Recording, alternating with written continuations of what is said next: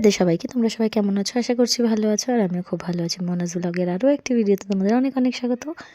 এটা হচ্ছে বেশ কিছুদিন আগেকার ভিডিও। এবার কিন্তু আমি বাড়ি গেছিলাম, সেখান থেকে চলে এসেছি। আমি সেরকম ভিডিও দিতে পারিনি, সেই কারণে আই এম সো সরি। আমি চেষ্টা করবো ভিডিও দেওয়ার, আর প্রত্যেকবার এসে আমি সেম কথাটাই বলি, 2-4 দিন ভিডিও দেওয়ার পরে তারপর আবার আমি স্কিপ করে যাই। So please don't mind. তো এবার আমি বাড়ি যাওয়াতে আমার না 3টে ইচ্ছা পূরণ হয়েছিল। খুব বেশ কয়েক বছর ধরে ইচ্ছা, 3টে বললাম ভুল, 3টি ইচ্ছা রেখেছিলাম, তার মধ্যে 2টো ইচ্ছা আমার পূরণ হয়েছে আর একটা হয়নি। তো আমি বাড়ি আসার পরেই সকাল সকাল রেডি হয়ে গেছিলাম। সেদিন আর আমি একটুও সময় নিইনি। সকালে 7টায় বাড়িতে ঢুকে 7:30টার মধ্যে আবার রেডি হয়ে আমরা বেরিয়ে পড়েছিলাম। আর সেই মেন ইচ্ছাটা হচ্ছে গিয়ে, এটার জন্যই আমার এত তাড়াহুড়ো করে যাওয়া, ইচ্ছাটা হচ্ছে গিয়ে এখানে আসার। আশা করছি যারা যারা এসেছো তারা জানো আমি কোথায় আসার কথা বলছি। আর এখানে যাওয়ার পথে বেশ আরও কয়েকটা মায়ের দর্শনও হয়ে গেছিলো। আর এটা হচ্ছে আমাদের মেন কালী পুজো। কালী পুজোয় বড় মাকে দেখতে গেছিলাম। আমি অন্যবার তো হয়ে ওঠে না, কারণ সবাই জানো এখানে দিওয়ালি থাকে, কিন্তু এইবার আমি ভাইফোঁটার দিন চলে গেছিলাম। তো সেখানে গিয়ে মায়ের দর্শন হয়েছে, খুব ভালোভাবে দর্শন হয়েছে। এত ক্লোজ থেকে মাকে এত শান্তি করে যে দেখতে পাবো সেটাও আশা করিনি। তো এটা অনেক অনেক আমার উপর দয়া, সে কারণে আমাকে এইভাবে দর্শন দিয়েছে। বেশ কয়েক বছরের ইচ্ছা, আর এই ইচ্ছাটাও পূরণ হয়েছে। বেশ ভাবছিলাম যে জানি না আবার এরকমভাবে আমি কবে যেতে পারবো। বেশ কয়েক বছর ধরে আমার ভাবনা ছিল, সেটা হচ্ছে গিয়ে শুধুমাত্র জগদ্ধাত্রী ঠাকুর নয়, সেটা মেন জগদ্ধাত্রী পুজোয় ভদ্রেশ্বরে তেঁতুলতলা মায়ের দর্শন। এই দিনের দর্শনটা জাস্ট আমি শব্দে প্রকাশ করতে পারবো না। এখানে মা আমাকে দর্শন দিয়েছে, আমি খুব আপ্লুত এই কারণে।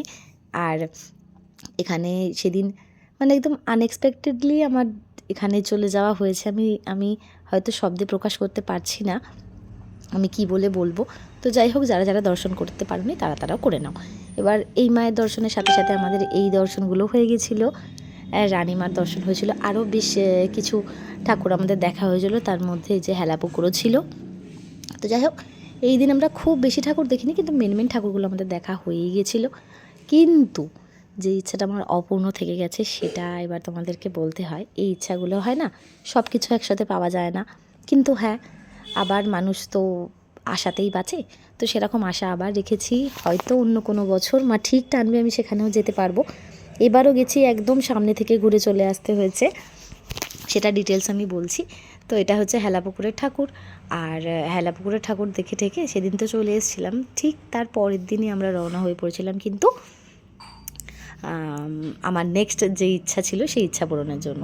সেই ইচ্ছা পূরণটা সত্যিই ধীমান না থাকলে হয়ে হতো না, কারণ ওরই জানা ছিল আর ওর সাথেই আমার যাওয়া। তো সেখানে গেছিলাম। এটা আশা করি কিছু কিছু লোক হলেও জানো, এটা হচ্ছে গিয়ে কৃষ্ণনগরের রাজবাড়ি। তো এখানে ভেবেছিলাম যে মায়ের দর্শন পাবো, বাট না, আমার কপালে ছিল না। এই হচ্ছে সেই অপূর্ণ ইচ্ছা, যে অপূর্ণ ইচ্ছাটা হয়তো অপূর্ণই রয়েছে এবছর। এবার সামনের বছর হয় কি কবে হয় সেটা আমি জানি না। আমি জানি না এইভাবে মায়ের মূর্তিটা দেখানো আমার ঠিক হচ্ছে কি না, কারণ এই মূর্তিটাই, এই ক্লিপিংটাই বেশিক্ষণ ছিল, তো এটাতেই মন ভরে আমি দেখেছি। আবার আশা রাখছি সামনের বছর বা এরপরে যবে মা আমার ওপর দয়া করবে তবে আমি তার সম্পূর্ণ রূপ আমি দেখতে পারবো। সেদিন আমি খুব কষ্টও পেয়েছিলাম, কিন্তু না, সবাই বললো এতটা সামনেও তো অনেকে যেতে পারে না। তো যাই হোক, অনেক অনেক ধন্যবাদ মাকে। এবার ওখান থেকে আসার পরে আবার আমি স্নান করেছিলাম, তারপর আমাকে আমার চুল টুল মুছিয়ে আমার বাবা দিচ্ছিল। সবাই খুব ভালো থেকো, রাধে রাধে।